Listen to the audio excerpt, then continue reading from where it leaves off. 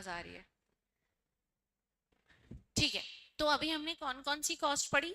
पहला accounting cost, ठीक है, नहीं अभी अकाउंटिंग नहीं, आउटले कॉस्ट, जो गलने में से निकाल के खर्चा करते हैं उसको क्या बोलते हैं?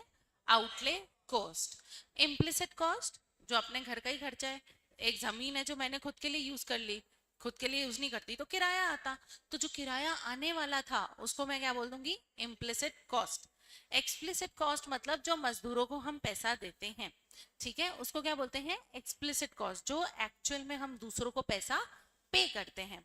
और हमने देखा अपॉर्चुनिटी कॉस्ट, बेस्ट ऑफर को जो हमने छोड़ दिया, उस ऑफर को छोड़ने से जो नुकसान हुआ उसको हम क्या बोलते हैं?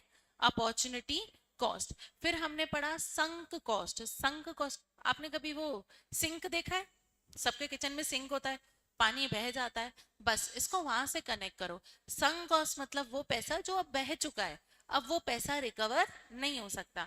जैसे फॉर एग्जाम्पल मुझे एक बात बताओ, अगर आज आप कोई भी बिजनेस ओपन करोगे तो मैंने आपको बताया था अगर मार्जिनल प्रोडक्ट बन रहा है, मतलब एडिशनल प्रोडक्ट बन रहा है, तो क्या उसके लिए एडिशनल कॉस्ट भी लगती है?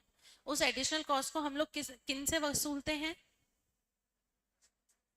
कस्टमर से वसूलते हैं, ठीक है। उसको कहाँ से वसूलते हैं हम? कस्टमर से वसूलते हैं। तो ऐसे ही एक बात बताओ, आज आपका बिजनेस शुरू होने के पहले कुछ खर्चा हो गया, कंपनी बनाने का खर्चा हुआ, मशीन लेके आने का खर्चा हुआ, रिसर्च करने का खर्चा हुआ, क्या ये खर्चा आप कस्टमर से वसूल कर सकते हो क्या? अभी तो धंधा ही नहीं चल रहा ना, अभी तो बिजनेस ही शुरू नहीं हुआ, तो इसको क्या बोलते हैं? Sunk cost. इतनी कॉस्ट समझ में आई क्या? अच्छा, जिनके पास नोट्स हैं, मेरे पास शायद पीडीएफ होगा इसका, जिसके पास नोट्स हैं उनको पता है क्या ये कौन से पेज नंबर पर है? पेज नंबर कोई बताएगा क्या? Page number 17। आप लोग अपने नोट्स में इसको नोट डाउन कर लो, पेज नंबर 17 पे जो टाइप्स ऑफ कॉस्ट है इस पे स्टार मार्क कर लो इसको। 17, 17। मैं भी देख रही हूँ मेरे पास पीडीएफ तो आपका नहीं है। चलो, इतनी कॉस्ट समझ में आई?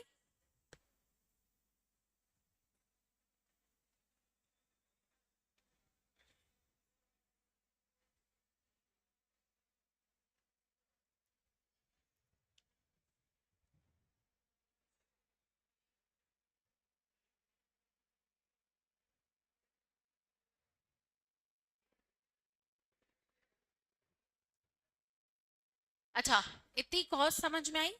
अच्छा, ये जो टाइप्स ऑफ कॉस्ट है ना, ये बहुत इंपॉर्टेंट है। क्यों इंपॉर्टेंट है मैं आपको बताती हूँ। जब आप सीए फाउंडेशन में जाओगे तो इकोनॉमिक्स में यहाँ से क्वेश्चन आता है, पहली चीज।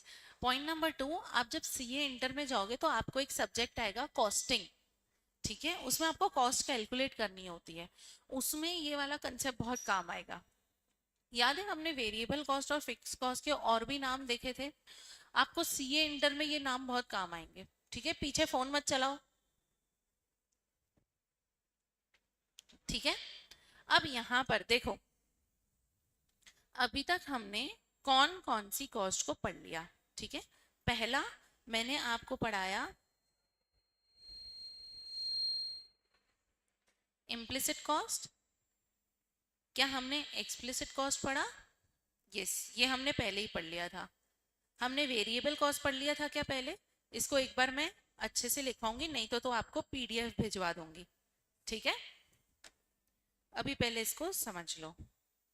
अभी जो सीए फाउंडेशन का एग्जाम हुआ ना, उसमें ये टाइप्स ऑफ कॉस्ट से कम 3-4 क्वेश्चन पूछे गए, ठीक है, तो इसलिए इस टॉपिक को हम ध्यान से देखेंगे। अच्छा, पांचवी कॉस्ट हमने कौन सी देखी? Sunk cost. और एक कौन सी देखी? Outlay cost. और एक थी अपॉर्चुनिटी कॉस्ट। ओके, अभी और नहीं, अभी और कॉस्ट है। ये बहुत सारी टाइप्स ऑफ कॉस्ट, बहुत सारे हैं, इसलिए यहाँ से क्वेश्चन बहुत पूछे जाते हैं। क्या? हाँ, हिस्टोरिकल कॉस्ट, ये भी बताई थी। वो कॉस्ट जो हमारी असेट खरीदने में लग गए हैं, ठीक है। अब देखो, एक होती है हमारी प्राइवेट कॉस्ट, अब ये प्राइवेट कॉस्ट क्या होती है? देखो, ये टाइप्स ऑफ कॉस्ट ना, जब अपन नाम देखते हैं तो ऐसा लगता है कितनी सारी है, इसको समझोगे तो लगेगा कितना आसान है। प्राइवेट कॉस्ट मतलब समझो बालाजी चिप्स वाला है, ठीक है, उसका बच्चा उसकी फैक्ट्री से चिप्स निकाल के नहीं खाता होगा क्या? खाता होगा। अब समझो उसके बेटे ने क्या करा, ये उसकी फैक्ट्री और उसके बेटे का बर्थडे था, ठीक है। अब इसने अपने बर्थडे पे इसकी फैक्ट्री से 100 चिप्स का कार्टून उठाया और स्कूल में बांट दिया। अगर ये 100 चिप्स मार्केट में बिक जाती तो एक चिप्स कितने की है उसकी, समझो 5 रुपए की, ठीक है। तो बताओ मार्केट से कितने रुपए कमाता? 500 रुपए। लेकिन उसके बेटे ने प्राइवेट यूज के लिए क्या कर दिया, उसके बेटे ने प्राइवेट यूज के लिए ये चिप्स को फ्री में फैक्ट्री से उठाया और स्कूल में बांट दिया। एक बात बताओ, क्या बालाजी वाला अपने बेटे से 500 रुपए लेगा क्या? नहीं लेगा। जैसे समझो आपके पापा के होटल का बिजनेस है, जैसे मेरा होटल है, अब मेरे होटल में मेरे पापा जाके खाना खाएंगे तो मैं उनसे पैसे ले सकती हूँ क्या? नहीं, क्योंकि घर का काम है। लेकिन वही खाना अगर किसी और को जाता तो 1500 रुपए का बिल बनता। तो भी जो 1500 रुपए का बिल बनता, जो दूसरे को खाना देने से मुझे मिल जाता, लेकिन प्राइवेट कंजम्पशन मतलब खुद के यूज के लिए, तुम तीनों चारों चुप कर जाना आप, ठीक है। मतलब वो माल जो हमने खुद के यूज के लिए खुद की फैक्ट्री से निकाल के लिया, अपने लिए यूज कर लिया, इसका हमें को बाजार से पैसा मिलेगा क्या? नहीं। इसको क्या बोलते हैं हम? Private cost. प्राइवेट कॉस्ट का सिंपल मतलब अपने यूज के लिए अपने बिजनेस में से कोई चीज उठाई, प्रोडक्ट उठाया और उसको खुद यूज कर लिया, तो खुद को खुद तो पैसे देंगे नहीं, ठीक है। तो इसको बोलते हैं प्राइवेट कॉस्ट। इतना समझ में आया? अब उसके बाद एक और कॉस्ट होती है, वो होती है हमारी सोशल कॉस्ट। अब ये सोशल कॉस्ट का मतलब क्या होता है? देखो, नहीं, फॉर एग्जाम्पल फैक्ट्री है, तुमने देखा है कभी फैक्ट्री से ऊपर वो काला धुआं निकलता है? जैसे दिल्ली में यमुना नदी कितनी खराब कर दी, आपने दिल्ली में यमुना नदी को देखा है? पूरा सफेद झाग झाग हो गया, उसके ऊपर पूरे केमिकल्स आ गए। क्यों? क्योंकि फैक्ट्री वाले क्या करते हैं ना, वहां पे यमुना नदी के किनारे जो फैक्ट्री वाले हैं वो अपनी फैक्ट्री का पूरा कचरा किसमें फेंक देते हैं? नदी में फेंक देते हैं, जिसकी वजह से नदी खराब हो गई। अब गवर्नमेंट पैसा लगा के उस नदी को साफ कर रही है। मतलब किसकी गलती की वजह से? फैक्ट्री वालों की गलती की वजह से अगर सोसाइटी को कोई खर्चा उठाना पड़ा तो उसको क्या बोलते हैं? Social cost. जैसे नदी खराब कर दी तो नदी साफ करवाने का खर्चा लोग उठा रहे हैं, ठीक है। जैसे एयर पोल्यूशन हो गया, है ना।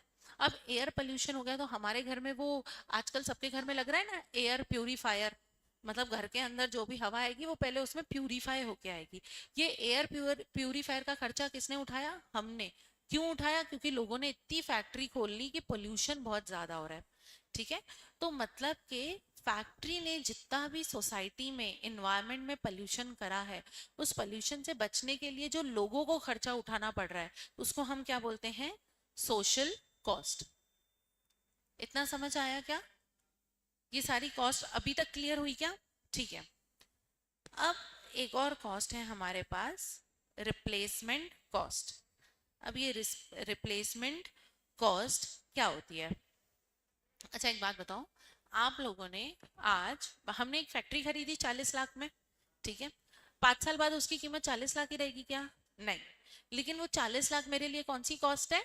हिस्टोरिकल कॉस्ट, जो हिस्ट्री में हो गया, ठीक है। हिस्ट्री मतलब पुरानी बात है, जो हिस्ट्री में हो गया, ठीक है। अब उसके बाद देखो, रिप्लेसमेंट कॉस्ट का मतलब क्या होता है? अब वो जो 40 लाख की फैक्ट्री है ना, अब हमको छोटी पड़ने लग गई। अब हमको लग रहा है कि यार हमको बड़ी फैक्ट्री चाहिए। तो हमने क्या करा, उस 40 लाख की फैक्ट्री की कीमत हो गई समझो 60 लाख। तो 60 लाख में उसको बेच के 1 करोड़ की फैक्ट्री खरीद ली। मतलब मैंने मेरी फैक्ट्री को रिप्लेस करके एक दूसरी फैक्ट्री खरीद ली, ठीक है। रिप्लेस मतलब बदल देना। तो पुरानी फैक्ट्री को बदल के मैंने नई फैक्ट्री खरीद ली। उसको कितने में बेचा? 60 लाख में। इसको कितने में खरीदा? 1 करोड़ में। एक्स्ट्रा खर्चा कितना हुआ? 40 लाख रुपए, ठीक है। मेरी पुरानी फैक्ट्री कितने थी, कितने की थी?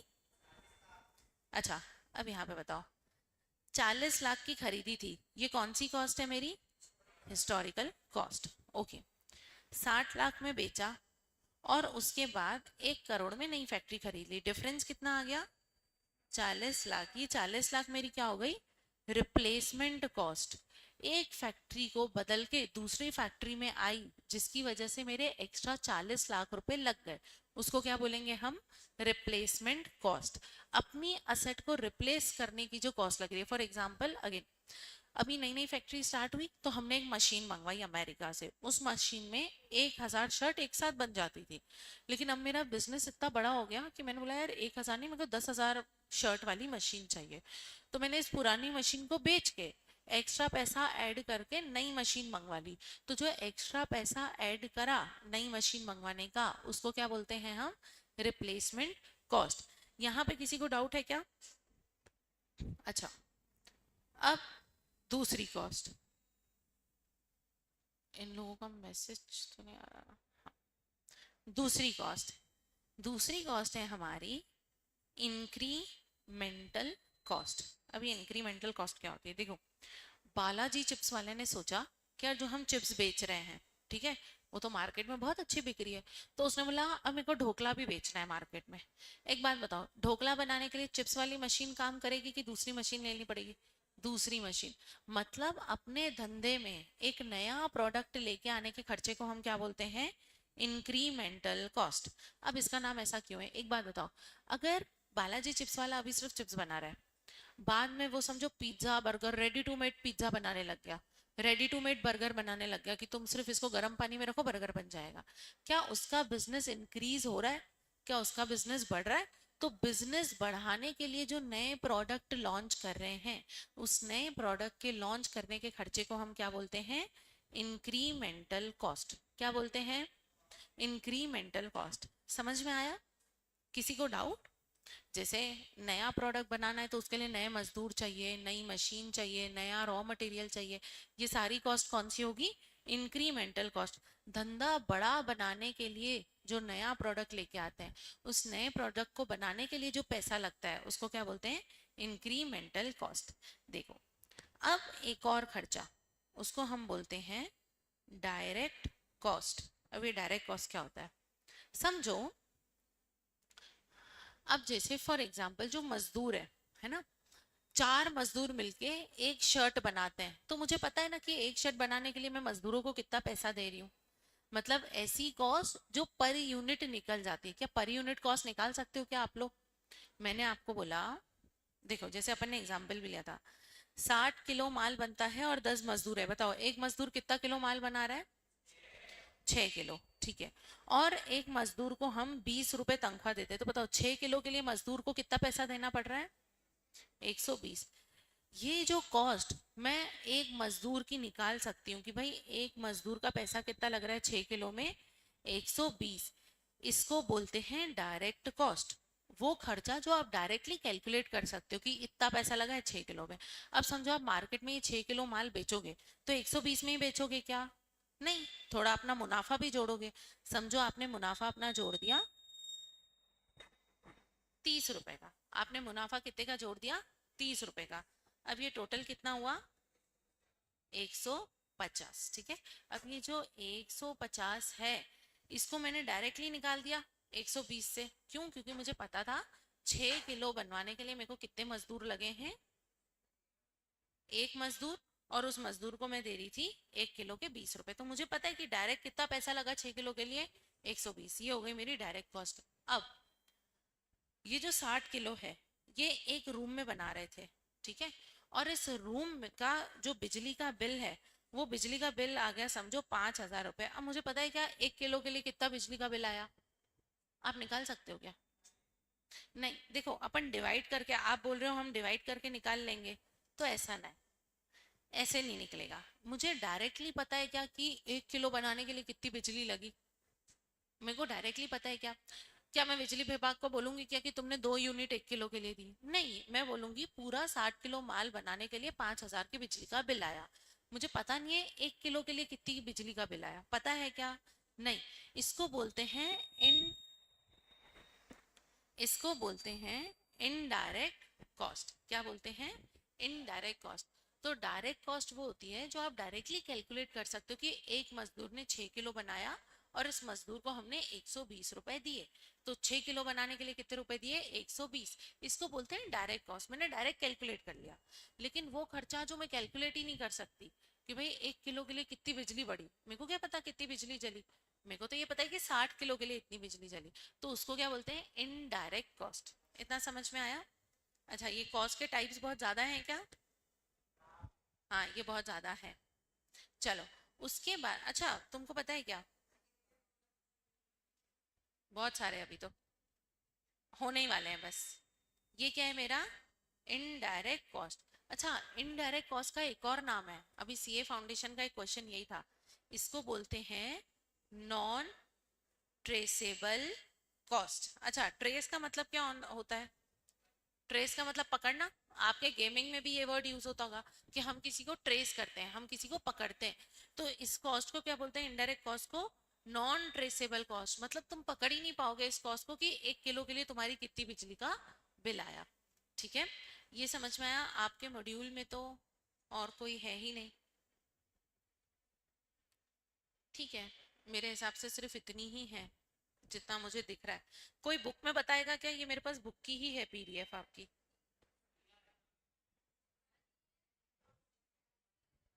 उसी का नाम होगा। एक एक हो सकती है अकाउंटिंग कॉस्ट करके कुछ है क्या?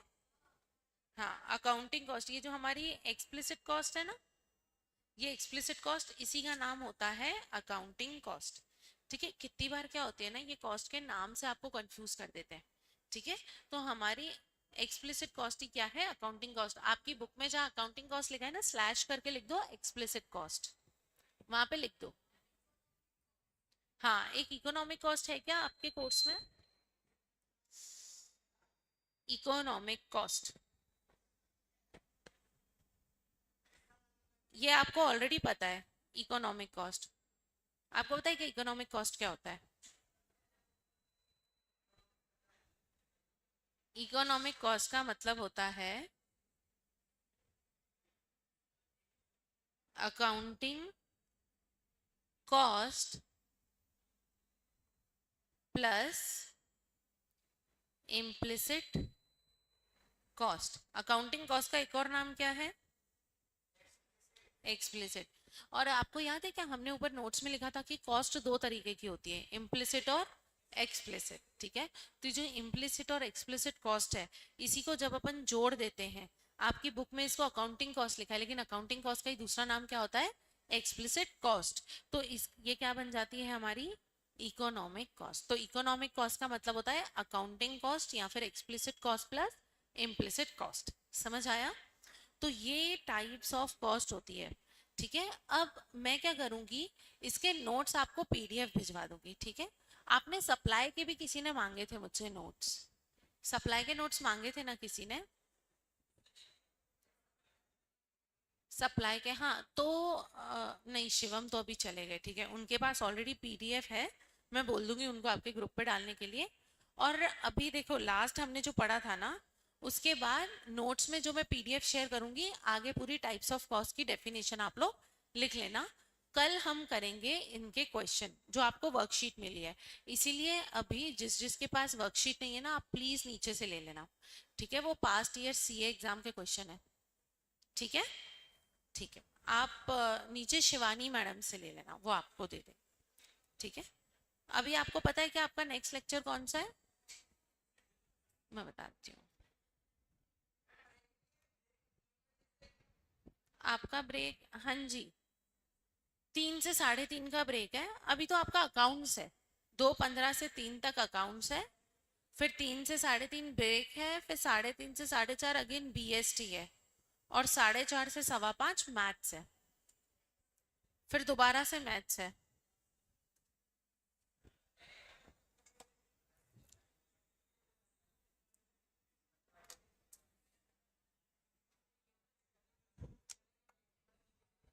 क्या